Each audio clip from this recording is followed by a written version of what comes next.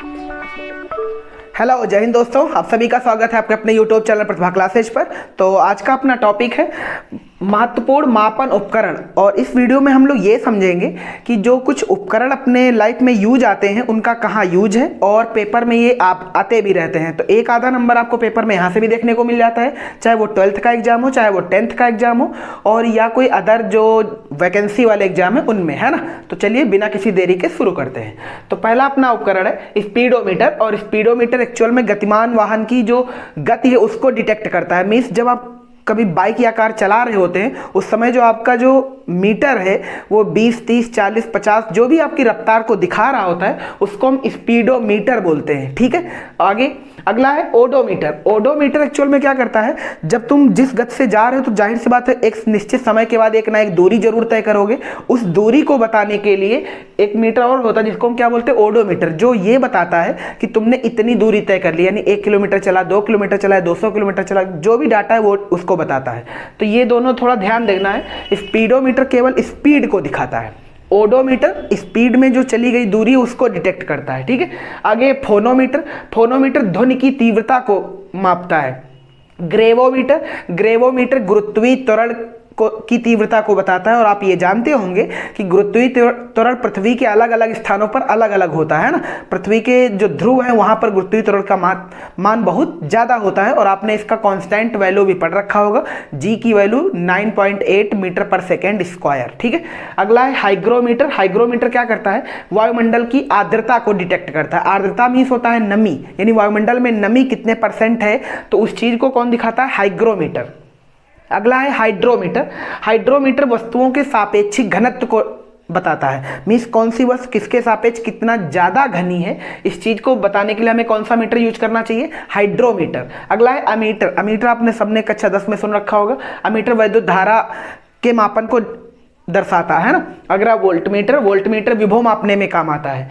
Next है मैग्नोमीटर, और मैग्नोमीटर चुंबकीय क्षेत्र का जो मैग्नीट्यूड है उसको निकालने, अगर मुझे चेक करना है तो हम कौन से मीटर का यूज करेंगे, मैग्नोमीटर का। अगला है रेडियोमीटर। रेडियोमीटर विकिरण मापक है। मीन्स किसी पदार्थ से कितना ज्यादा रेडिएशन फैल रहा है उस चीज को मापने के लिए कौन है अपने पास, रेडियोमीटर है। अगर आपने रोबोट 2.0 देखी थी उसमें जो अक्षय कुमार शुरुआत में एक मीटर लेकर के मतलब देख रहा था, वो एक्चुअल में रेडियोमीटर होता है ना, जिससे ये पता चलता है कि जो टावर वगैरह के पास है वो रेडिएशन किस वैल्यू का है ना।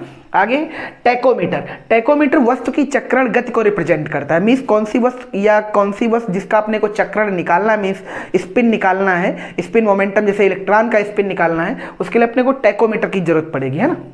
अगला है डायनोमोमीटर। डायनमो आपने पहले भी सुन रखा होगा, जो यांत्रिक ऊर्जा को विद्युत ऊर्जा में बदलता है। तो डायनमोमीटर क्या करता है, इंजन द्वारा उत्पन्न की गई शक्ति मापने का यंत्र है।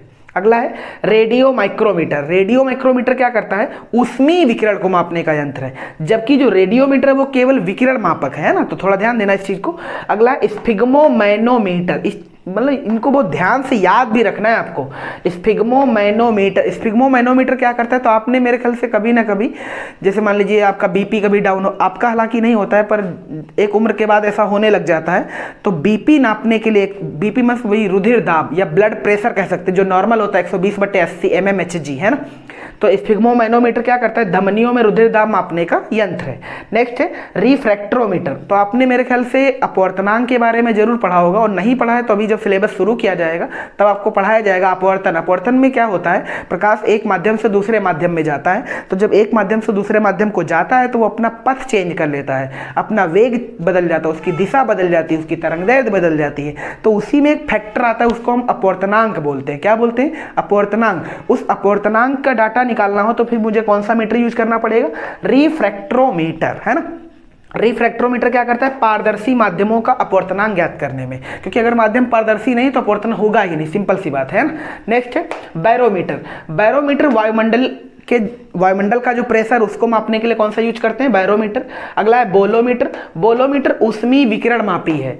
नेक्स्ट है कैलोरीमीटर। कैलोरीमीटर एक्चुअल में ऊष्मा की मात्रा को निकालता है ना, जबकि बोलोमीटर ऊष्मीय विकिरण को मापता है। अगला है क्रायोमीटर। क्रायोमीटर मतलब जब बहुत कम टेम्परेचर हो, जैसे मान लीजिए माइनस में टेम्परेचर हो, 0 से -2, -3, -4 करके, तो माइनस वाले टेम्परेचर को मापना हो या बहुत कम लो टेम्परेचर मापना हो तो फिर किसे यूज करेंगे, क्रायोमीटर को। अगला है डेंसिटी मीटर। तो आपने मेरे ख्याल से डेंसिटी का तो मतलब पहले ही सुना होगा, डेंसिटी मीन्स घनत्व होता है। इसका वाला डेंसिटी मीटर क्या होगा, पदार्थ का घनत्व मापक होगा। अगला है गैल्वेनोमीटर। गैल्वेनोमीटर भी एक्चुअल में वैद्युत धारा ही मापी है, पर अमीटर वोल्ट और गैल्वेनोमीटर में अंतर किस बात का है, वो सिर्फ वैद्युत धारा की तीव्रता को बताता है, जबकि जो गैल्वेनोमीटर वो वैद्युत धारा की प्रबलता को बताता है। ठीक है। लैक्टोमीटर। लैक्टोमीटर दूध की शुद्धता का मापी यंत्र है। अगला है क्रेस्कोग्राफ। क्रेस्कोग्राफ क्या होता है, पौधों की वृद्धि दर्शाने वाला उपकरण है। मीन्स कौन सा पौधा कितनी रफ्तार से वृद्धि कर रहा है, या धीरे वृद्धि कर रहा है या तेज वृद्धि कर रहा है, कितनी वृद्धि कर रहा है, एक दिन में कितनी कर रहा है, तो उसको हम कौन से यंत्र से मापते हैं, क्रेस्कोग्राफ से, है ना। आपने मेरे ख्याल से जेसी बोस करके एक नाम जरूर सुना होगा, जगदीश चंद्र बोस, उन्हीं के द्वारा ये काम किया गया था, है ना। क्रेस्कोग्राफ मीन्स पौधों की वृद्धि को दिखाया किसने था, जगदीश चंद्र बोस ने। कौन से यंत्र से, क्रेस्कोग्राफ, है ना। और भी कई यंत्र, ऐसा नहीं कि केवल सिंगल ही है। गायरोस्कोप। गायरोस्कोप क्या करता है, घूर्णन गति करती हुई वस्तु का कोणीय संवेग मापता है। ठीक। अल्टीमीटर।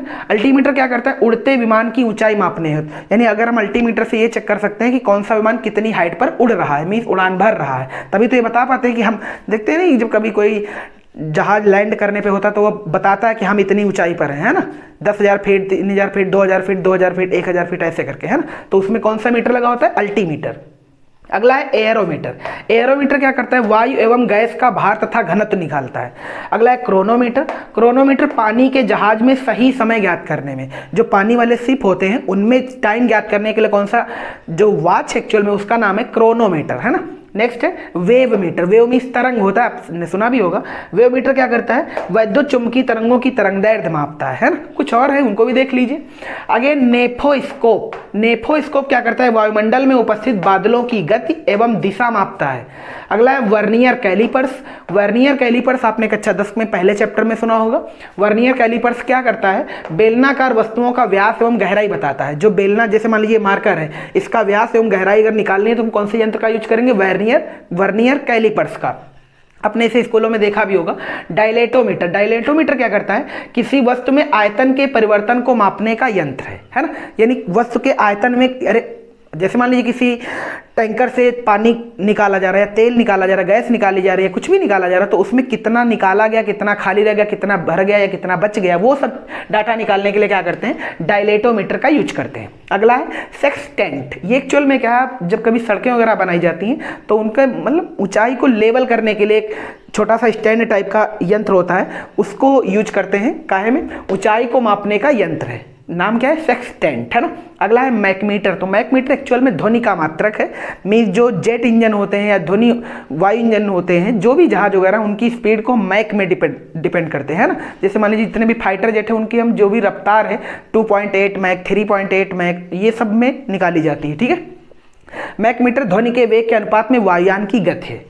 ओंडोमीटर, वैद्युत चुंबकीय तरंगों की आवृत्ति निकालने के लिए कौन सा यंत्र यूज करते हैं, ओंडोमीटर। और वैद्युत चुंबकीय तरंगें आपने पढ़ी होंगी, जैसे कि 7 मेरे ख्याल से आपने पढ़ रखी होंगी, जैसे गामा है, एक्सरे है, पराबैंगनी है, दृश्य प्रकाश है, सूक्ष्म है, विकिरण है, रेडियो है। ये सब कैसी तरंगें हैं, वैद्युत चुंबकीय तरंगें। उनका खोजकर्ता भी आप जानते होंगे, ये ग्लेन मैक्सवेल या केवल मैक्सवेल भी कह सकते हैं आप। और आपने ये भी पढ़ रखा होगा कि जो प्रकाश है वो भी वैद्युत चुंबकीय तरंगों की रफ्तार से चलता है। इसका मतलब साफ है कि जो वैद्युत चुंबकीय तरंगों की रफ्तार है वो 3 × 10⁸ मीटर प्रति सेकेंड होती है। ठीक है, आगे बढ़ते हैं। अगला है पॉलीग्राफ। पॉलीग्राफ क्या होता है, एक्चुअल में झूठ पता लगाने वाला यंत्र है।